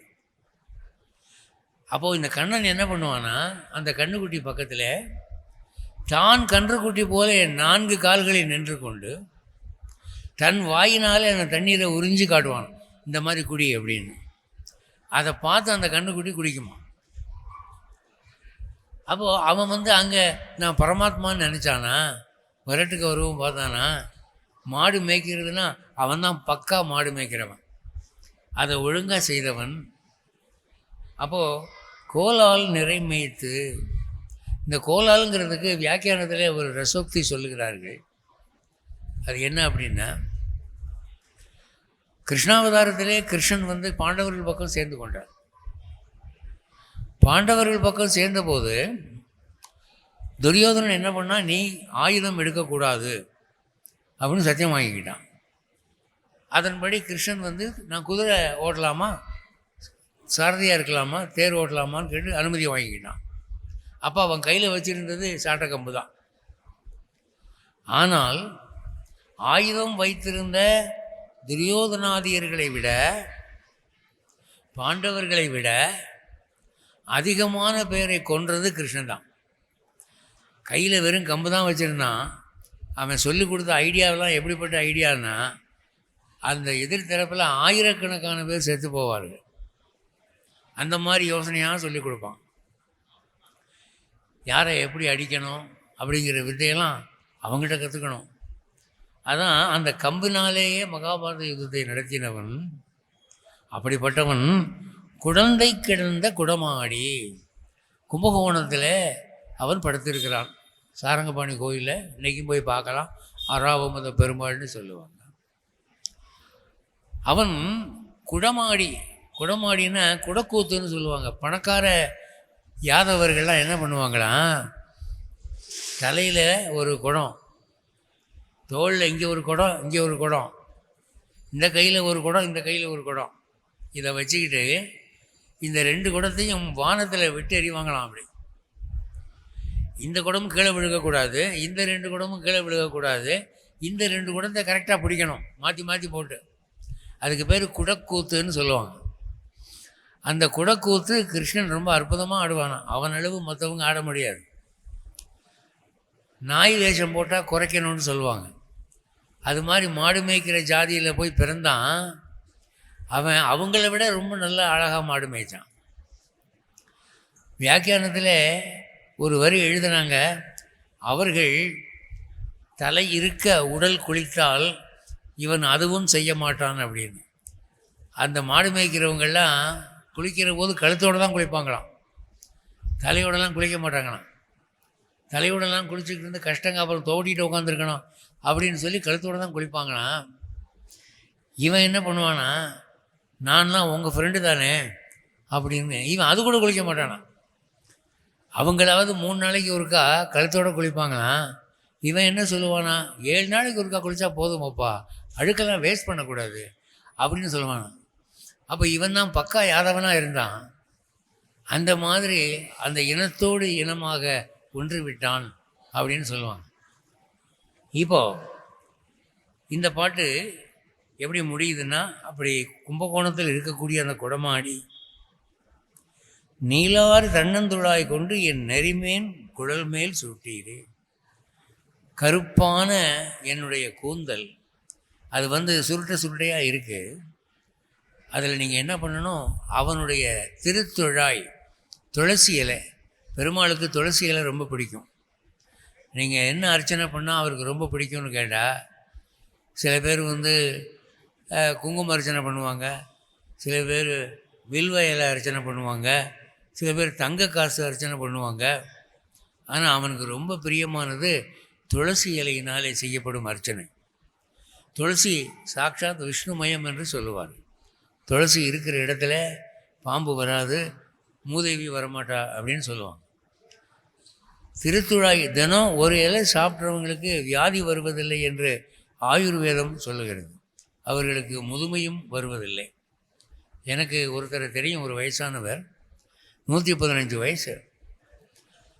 அவர் வந்து டெய்லி பாக்கு உடைக்க உரலில் துளசி இலையை போட்டு இரும்போல கேள குத்துன்னு குத்தி, ஏன்னா அவருக்கு பல்லெல்லாம் போச்சு, குத்தி முழுங்குவார். இவரை பற்றி அந்த குடும்பத்தார் வந்து என்கிட்ட சொல்லி, அந்த கிழம் சாக மாட்டேங்குது, அதுக்கு 40 ஏக்கர் நிலம் இருக்குது, அது செத்தா எங்களுக்கு வரும், அது சாகிற மாதிரி தெரியல, அது சீக்கிரம் சாகிறதுக்கு நீங்கள் ஒரு வழி சொல்லுங்கள் அப்படின்னு என்ன கேட்டாங்க. நான் சொன்னேன், நாட்டில் இருக்கிற கிழவன்லாம் சாவடிக்கிறது தான் எனக்கு வேலையா, என்கிட்ட வந்து சஜஷன் கேட்குறீங்க அப்படின்னு. அவருடைய பழக்க வழக்கங்கள்லாம் சொல்லுங்கள் அப்படின்னு கேட்டேன். அவர் காலையில் 5 மணிக்கெலாம் எந்திரிச்சிடுவார். எந்திரிச்சு கொஞ்சம் கூன் போட்டாலும் மேலே துண்டை போட்டுக்கிட்டு விடு விடு விடு விடுன்னு நடப்பார். அந்த ஊரை ஒரு தடவை சுற்றி வருவார். அப்புறம் வந்து உக்காந்துக்குவார். உக்காந்துக்கிட்டாருன்னா இவ்வளவு துளசி இலையை போட்டு மட்டுன்னு இடித்து அதை முழுங்குவார் அப்படின்னு சொன்னாங்க. நான் சொன்னேன், இப்போதைக்கு அவர் சாக மாட்டார், நீங்கள் வேணா செத்து போகலாம், அதனால் அந்த நிலத்தை நீங்கள் மறந்துடுங்க அப்படின்னு. ஏங்க அப்படி சொல்கிறீங்க அப்படின்னா, ஆயுர்வேதம் அதாங்க சொல்லுது, துளசி சாறை தினம் பருகுகிறவனுக்கு 100க்கு மேற்பட்ட ஆயுதம் உண்டு, 200 உடன் கூட அவன் வாழலாம் என்று சொல்லியிருக்கு.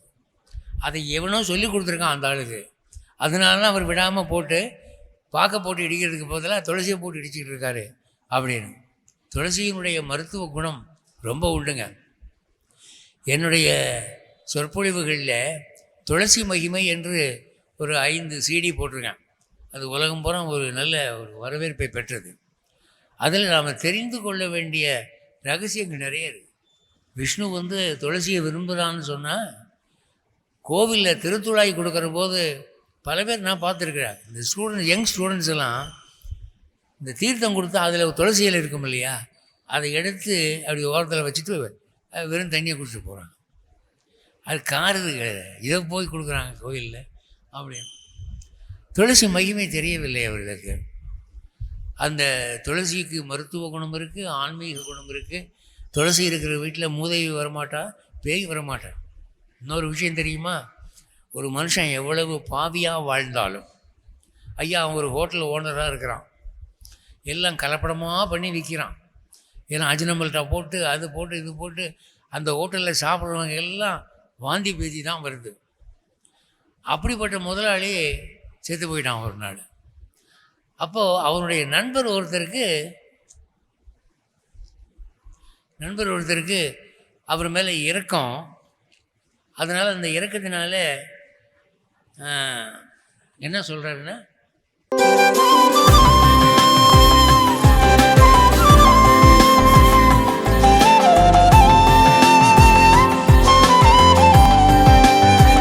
செலானி ஜுவல்லரி மார்ட், சென்னை, மதுரை மற்றும் புதுச்சேரி.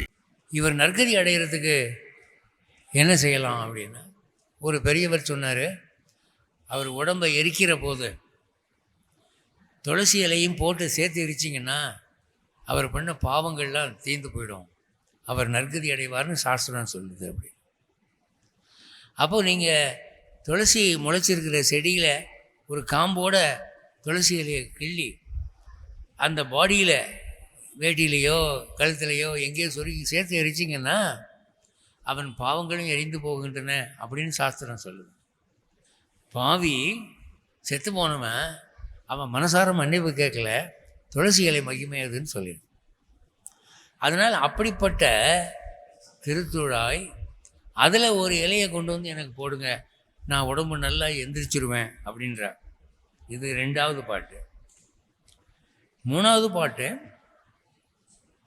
கஞ்சை காய்ந்த கருவில்லி கடைக்கண் என்னும் சிறைக்கோளால் நெஞ்சுகுடுருவே உண்டு நிலையும் திளர்ந்த நைவேனை அஞ்சேல் என்னான் அவன் ஒருவன் அவன் மார்வணிந்த வனமாலை வஞ்சியாதே தருமாயில் மார்பில் குணர்ந்து புரட்டீர்.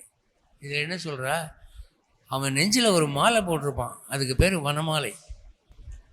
நீங்கள் புராண படம் பார்த்தீங்கன்னா என்டி ராமராவ் கிருஷ்ண வேஷம் போடுவார். எல்லா படத்துலேயும் ஞாபகமாக அவருக்கு ஒரு மாலையை போட்டு விட்ருப்பாங்க, ஒரு மாலையோடு தான் வருவார். அந்த காலத்தில் ஆண்கள் பூச்சி விடுவது பழக்கம், சிகையில் வச்சுக்குவாங்க, காதில் வச்சுக்குவாங்க, கழுத்தில் மாலை போட்டுக்குவாங்க. இப்போ வெளியே போகிறதா இருந்தால் ஷூ மாட்டிக்கிறோம், டை கட்டிக்கிறோம், கோட்டு போட்டுக்கிறோம் இல்லையா, அது மாதிரி மாலை போட்டால் பெரிய மனுஷன்னு அர்த்தம். கிருஷ்ணன் கழுத்தில் போட்டிருந்த மாலைக்கு வைஜெயந்தி மாலைன்னு பேர், வெற்றி தரக்கூடிய மாலை. அதுக்கு வனமாலைன்னும் பேர் உண்டு. நீங்கள் விஷ்ணு சகஸ்ரநாமம் பாராயணம் பண்ணிங்கன்னா அதை முடிக்கிற போது வனமாலி கதி சார்கி சங்கி சக்ரீச்ச நந்தகி ஸ்ரீமான் நாராயணோ விஷ்ணுகு வாசுதேவோ அபிரக்ஷத்து அப்படின்னு முடிப்பாங்க. அதில் வனமாலின்னா வனமாலை அணிந்தவனேன்னு அர்த்தம். அது விசேஷமானது. அந்த மாலையை கொண்டு வந்து கொடுத்தாலும் போதும் அப்படிங்கிற இதில் கஞ்சை காய்ந்த கருவில்லி. கஞ்சுனா கம்சன். கம்சனை கொன்ற கருத்த வில் போன்ற புருவமுடையவன் கருவில்லி. கடைக்கண் என்னும் சிறைக்கோளால் அவன் என்ன பண்ணினா, என் மேலே ஒரு அம்பை போட்டான். அந்த அம்பு என்ன அம்புடான்னா கடைக்கண் பார்வை. அவன் முழு கண்ணால் பார்க்காம அப்படி கடைக்கண்ணால் ஒரு பார்வை பார்த்தான். அந்த பார்வை அம்பு போல் என் உள்ளத்தில் தைத்து அவன் நினைவுகளால் என்னை வாட்டுகிறது. அதான் சொல்கிறார், கஞ்சை காய்ந்த கருவில்லி கடைக்கண் என்னும் சிறைக்கோளால் நெஞ்சு ஊடுருவவே உண்டு நிலையும் தளர்ந்த நைவேனை. அது நெஞ்சுக்குள்ளே போய் இந்த பக்கம் வந்துருச்சு. அந்த சிறைக்கோள்னா அம்பு. சிறைன்னா ரெக்கைன்னு அர்த்தம். அந்த காலத்தில் அம்பில் பின்பக்கத்தில் இறக்கைகளால் அலங்காரம் பண்ணியிருப்பாங்க. அதனால் சிறைக்கோள்னு பேர். இப்போ கல்லூரி மாணவர்கள்லாம் ஒரு படம் வரைகிறாங்க. ஹார்ட்டு மாதிரி ஒரு படம், இந்த சீட்டு கட்டில் ஆட்டின்னு இருக்குல்ல, அது மாதிரி படைஞ்சு ஒரு அம்பு குத்துற மாதிரி எழுதி அதை ஒரு பொண்ணுக்கு ராக்கெட் விடுவான். அதாவது உன்னுடைய காதல் என்னை தைத்து விட்டது அப்படின்னு. அது மாதிரி இவளுக்கு இந்த பக்கம் போய் அந்த பக்கம் வந்துருச்சான் அம்பு. அஞ்சேல் என்னான் அவன் ஒருவன். சரி, நான் இவ்வளோ தூரம் கஷ்டப்படுறேனே, ஒரு நாள் கனவுலையாவது அல்லது அசரீரியாவது பயப்படாதம்மா, ஒரு நாள் உன்னை நான் ஏற்றுக்கிறேன் அப்படின்னு சொல்ல மாட்டேங்கிறானே. அவ்வளோ தூரம் அவனுக்கு மனசு வர மாட்டேங்குதே. அப்படிப்பட்டவன் அவன் மார்பு அணிந்த வனமாலை, அவன் மார்பில் இருக்கக்கூடிய அந்த வனமாலையை வஞ்சியாதே தருமாகில் மார்பில் குணர்ந்து புரட்டீரே. வஞ்சியாது தருமாகில்னா அவர் என்ன சொல்கிறார், நீங்கள் போய் அந்த மாலையை கொடுங்கன்னு கேட்டால் அவனுடைய யூஷுவல் டெக்னிக் என்னன்னா கொடுக்காம ஏமாற்றுவான். எப்படி ஏமாற்றுவான் அப்படின்னு சொன்னால், ஒரு புன்சிரிப்பு சிரிப்பான், டாப்பிக்கை மாற்றுவான், வேறு பேச்சு பேசுவான். அப்போ நீங்கள் போயிட்டு வரீங்களா அப்படின்றான், நீங்கள் மறந்து வந்துடுவீங்க. இந்த நேக்கா அவனுக்கு ரொம்ப நல்லா தெரியும். பாரதியார் ஒரு வீட்டில் குடியிருந்தார். அந்த வீட்டில் ரொம்ப நாள் அவர் இருந்தார். அவர் ஏன் ரொம்ப நாள் இருந்தார்னா, அந்த வீட்டு ஓனர் வாடகை வாங்க மாட்டார். ஒவ்வொரு மாதமும் 1ஆம் தேதி வாடகைக்கு நிற்பாராம்.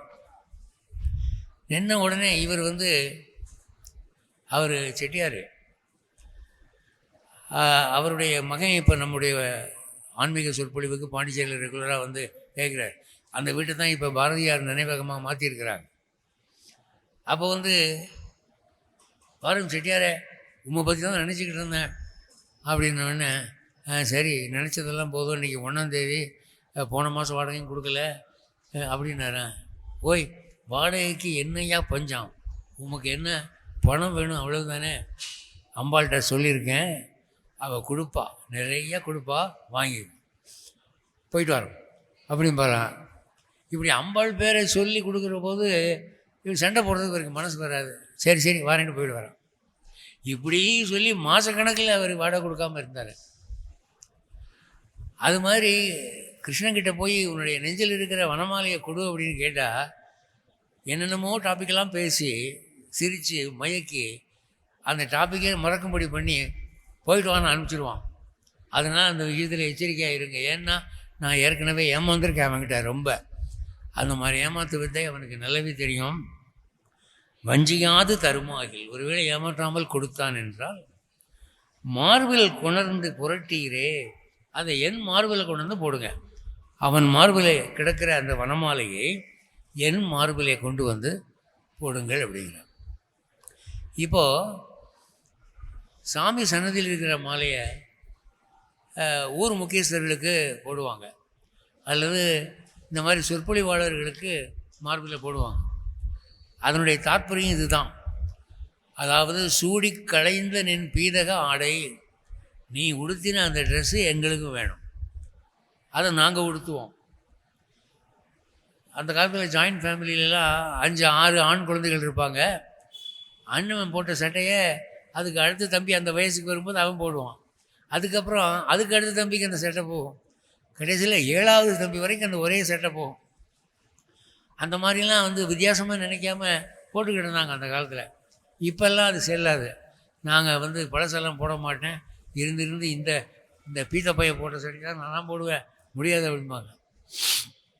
அந்த மாதிரி அவனுடைய மார்பில் இருந்த மாலை எனக்கு வேண்டும் என்று கேட்கிறாள். அது 3வது பாட்டு. அடுத்து 4, ஆரே உலகத்து ஆற்றுவார் ஆயர்பாடி கவர்ந்துண்ணும் கார் ஏறு உழக்க உழக்குண்டு தளர்ந்தும் முறிந்தும் கிடப்பேனே ஆறாவமுதம் மனையாந்தன் அமுதவாயில் ஊறிய நீர்தான் குணர்ந்து புலராமே பருக்கி இழப்பை நீக்கீரே. இதில் அவள் என்ன சொல்கிறான்னா, பிரசாதம் என்பதனுடைய தத்துவத்தை சொல்கிறார். சில வெள்ளையர்கள் வந்து கேட்டாங்களாம், இந்தியாவுக்கு வந்தபோது, நீங்கள் சாமிக்கு புளியோதரை வெண்பொங்கல் சக்கரை சாதம்லாம் வைக்கிறீங்கல்ல, அதை வந்து அந்த சாமி சாப்பிடுதா? அப்படி ஒன்றும் தெரியலையே. அப்படி இருக்கிற போது அதை நீங்கள் தானே வச்சு முசுக்குறீங்க, நீங்கள் தயாரிக்கிற போதே உப்பு உரப்பெல்லாம் பார்த்து போடு அப்படின்னு சொல்லுவாங்க. ஏன்னா தனக்கு அது வந்து சேரும்போது ஒழுங்காக இருக்கணும் இல்லை, அதுக்கு தான், பெருமாளுக்காக இல்லை. பெருமாளுக்கு நினச்சி செய்கிறவங்க சில பேர் இருந்தாங்க. நீங்கள் கர்நாடகா பக்கம் போனீங்கன்னா ஆயிஜீயர்னு ஒருத்தர் இருக்கார், வைஷ்ணவம் ராமானுஜ சம்பிரதாயம் தான். அந்த ஆயின்ற பேர் ஏன் வந்ததுன்னா, இந்த பெருமாள் சன்னதியில் 2 பேர் அண்ணன் தம்பி இருந்தாங்களாம் அர்ச்சகராக. அவங்க வந்து பெருமாளுக்கு பால் வைக்கிற போது சூடாக மடப்பள்ளியிலேருந்து காய்ச்சி கொண்டாந்து வைப்பாங்களாம்.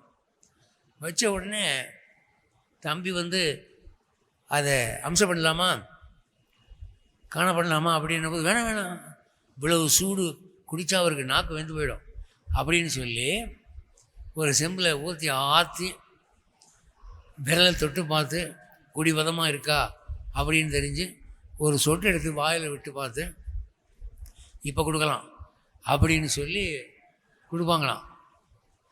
அப்போது அங்கே இருந்த மற்ற அர்ச்சகர்கள் சொல்லுவாங்களாம், இந்த மாதிரி பெருமாளுக்கு கொடுக்குற பாலை நீ ஒரு சொட்டு எடுத்து வாயில் விட்டு எச்சியாக்கி கொடுக்குறியே, இது பெரிய தீட்டுப்பா, அப்படிலாம் கொடுக்கக்கூடாது அப்படின்னு சொன்னால், அதெல்லாம் இல்லை, நான் வந்து சூடு சரியாக இருக்கான்னு பார்த்து தான் கொடுப்பேன்னு கொடுப்பாங்களாம்.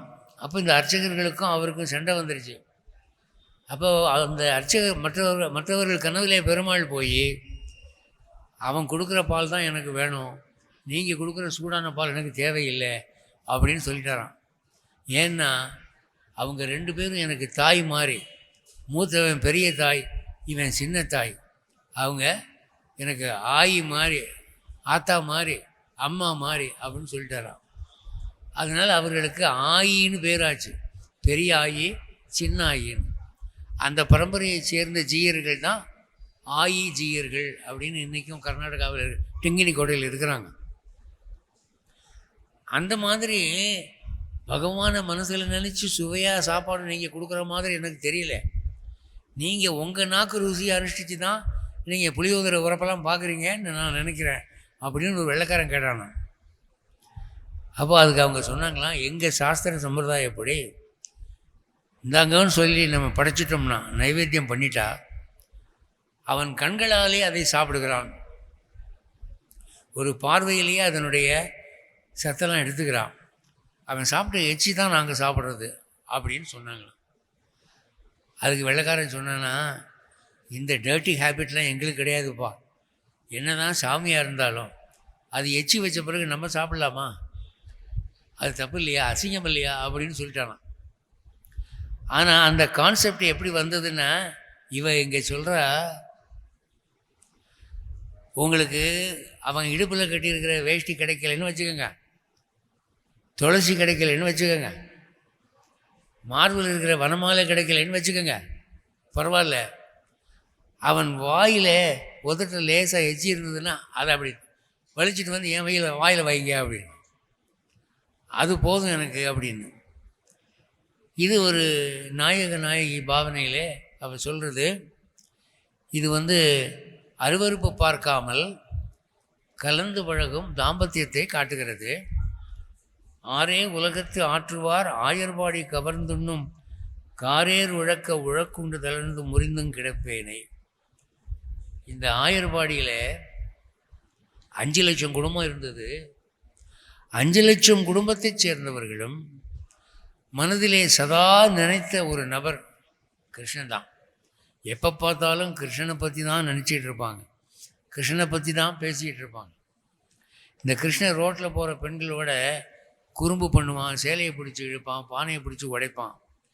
அதை பற்றி யசோதைக்கிட்ட கம்ப்ளைண்ட் பண்ணுவாங்க. யசோதை வந்து உடனே கண்ணனை கண்டித்த உடனே மறுநாள் வந்து அந்த பெண்கள் பக்கமே கண்ணன் போக மாட்டான்.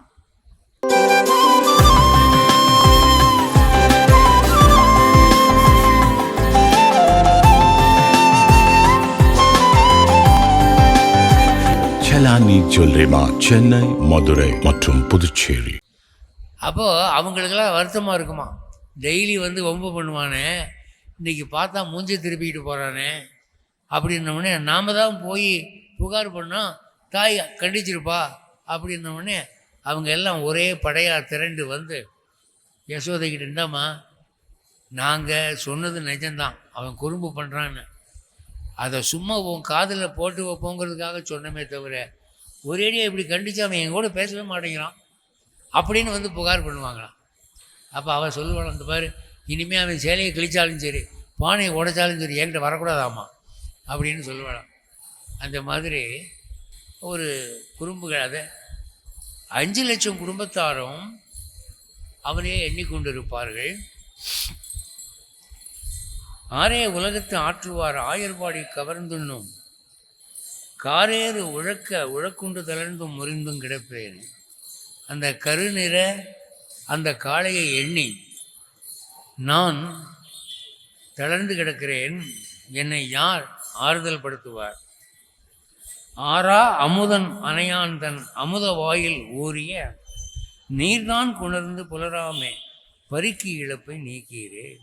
அந்த ஆறாம் அமுதம்னா அப்போதே என் ஆறாம் அமுதமேன்னு ஆழ்வார் சொல்கிறார். அமுதுங்கிறது ஒரு திகட்டாத உணவு, தேவலோக அமுது. அது எவ்வளவு சாப்பிட்டாலும் ஒரு தெவிட்டல் ஏற்படலைங்கிறதுனால அதுக்கு அமுதுன்னு பேர்.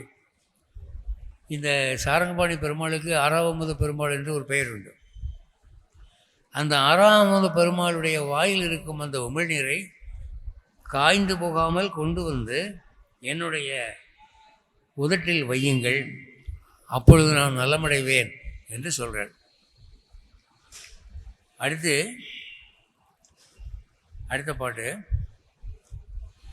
அழிலும் தொழிலும் உருக்காட்டான் அஞ்சேல் என்னான் அவனொருவன் தழுவி முழுகி புகுந்தென்னை சுற்றி சுழன்று போகானால் தழையின் பொழில்வாய் நிறைப்பின்னே நெடுமால் ஊதி வருகின்ற குழலின் துளைவாய் நீர் கொண்டு குளிர முகத்து தடவீரே.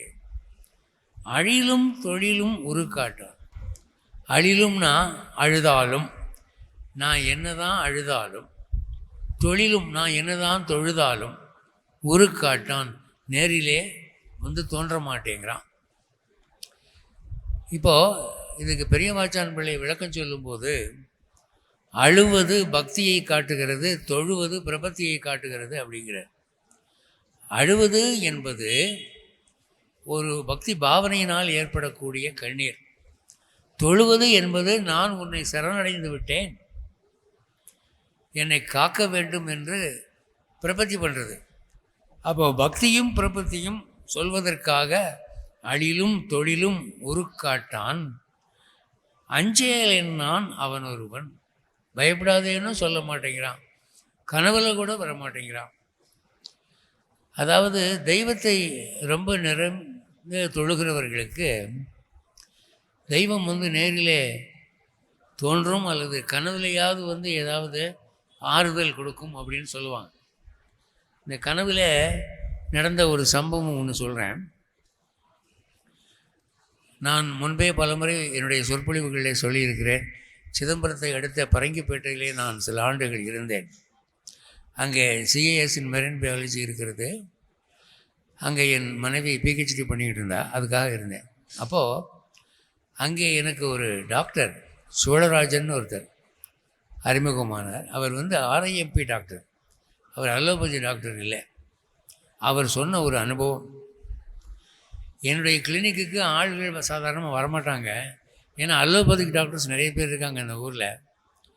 ஒரு நாள் என்ன ஆகிப்போச்சு, ஒரு பிரசவ கேஸ் வந்துருச்சு என்கிட்ட. ஒரு பெண்மணி ஏதோ குழந்தை பிறக்க போகிறது என்கிற நிலையிலே என்கிட்ட வந்தா.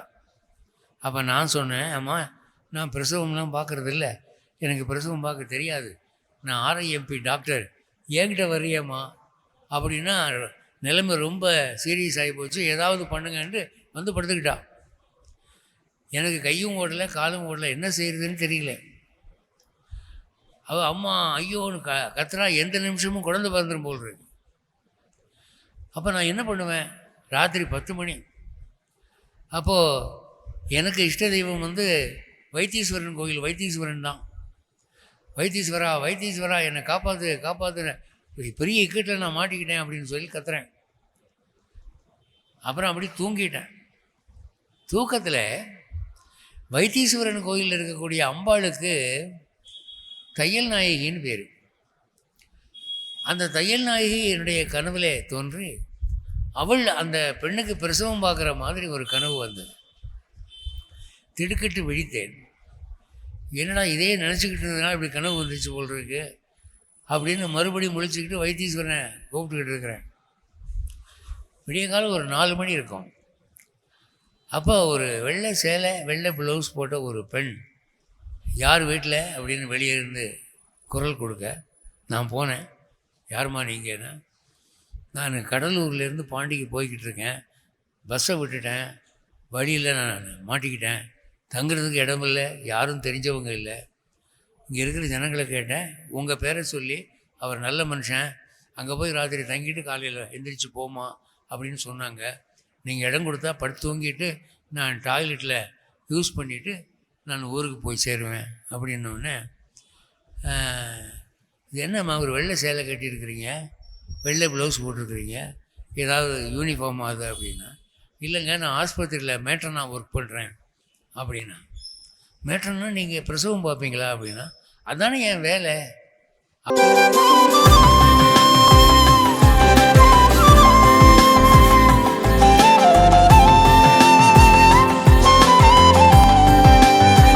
செலானி ஜுவல்லரி மார்ட், சென்னை, மதுரை மற்றும் புதுச்சேரி அப்படின்னு சொல்லிங்க.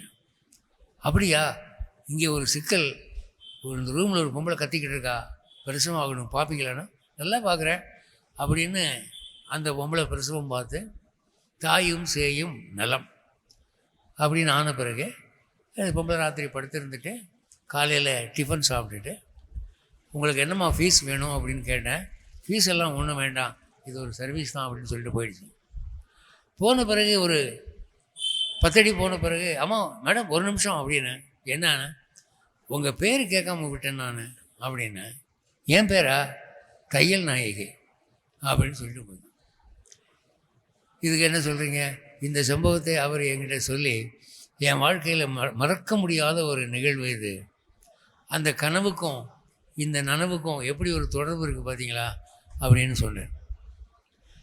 அதுபோல் இங்கே ஆண்டாள் என்ன கேட்குறா, நீ நேரில் வர வேண்டாம்யா, கனவுலையாவது வரலாமில்ல, கனவில் வந்து பயப்படாதம்மா நான் உன்னை காப்பாற்றுறேன்னு சொல்லலாமில்ல, அது கூட சொல்ல மாட்டேங்கிறான் என்று அவள் இங்கே வருத்தப்படுகிறாள்.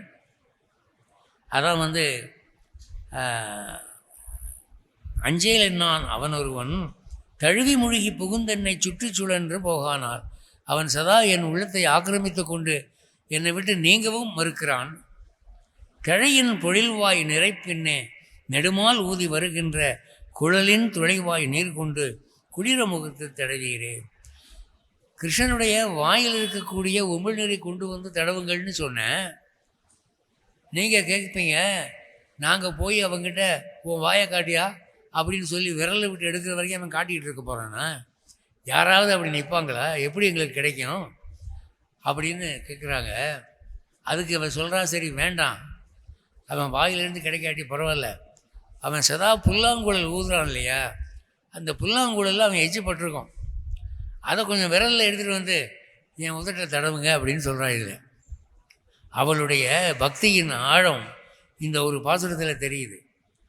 நெடுமால் ஊதி வருகின்ற குழலின் துளை வாய் நீர் கொண்டு குளிர முகத்து தடவீரே, அதை கொண்டு வந்து என் முகத்தில் தடவினீங்கன்னா எனக்கு நோய் சரியாக போயிடும் அப்படின்றேன்.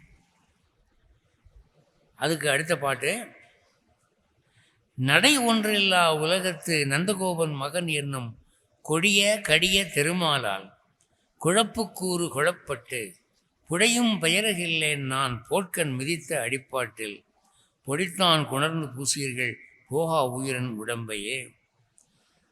அதுவும் கிடைக்கலன்னா அவனுடைய பாத தூசி, காலில் இருக்கிற தூசியை கொண்டு வந்து என் தலையில் போடுங்க, அப்போவாவது நிம்மதி அடைவேங்க. விப்ர நாராயணன் ஒருத்தர் இருந்தார், உங்களுக்கு தெரியும். 12 ஆழ்வார்களில் ஒருவர். ஸ்ரீரங்கத்தில் நந்தவன கைங்கரியம் பார்த்தவர். அவர் பெண்முகத்தில் ஈடுபட்டு தேவதேவிங்கிற ஒரு பொம்பளைக்கிட்ட மாட்டிக்கிட்டார். அதுக்கப்புறம் அந்த பொம்பளைக்கிட்டேருந்து மீட்கிறதுக்கு பெருமாளே இறங்கி வர வேண்டியிருந்தது.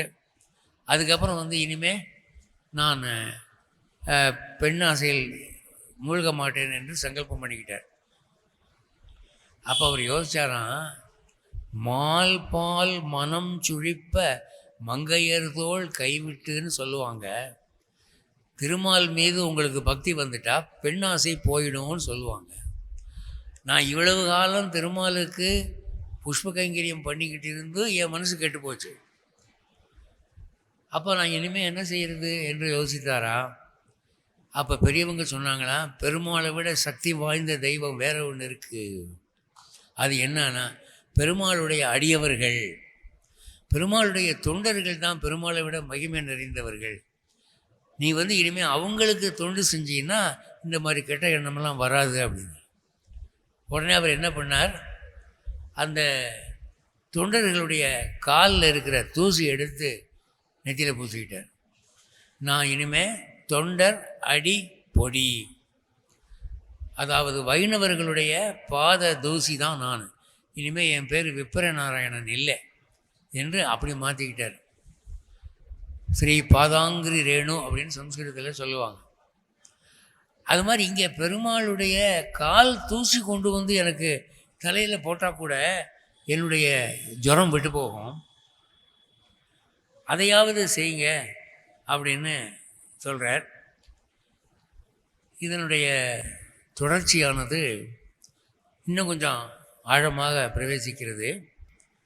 6:55க்கு ஆரம்பித்தேன், இப்போ 7:25 ஆகிடுச்சு. 1 மணி 30 நிமிடம் ஆகிடுச்சு. இதற்கு மேலும் உங்களை காலம் தாழ்த்தி அப்புறம் ஒவ்வொருத்தராக எழுந்து போகிறாங்களோ அப்படின்ற ஒரு நினைப்புக்கு நான் ஆழாக விரும்பவில்லை.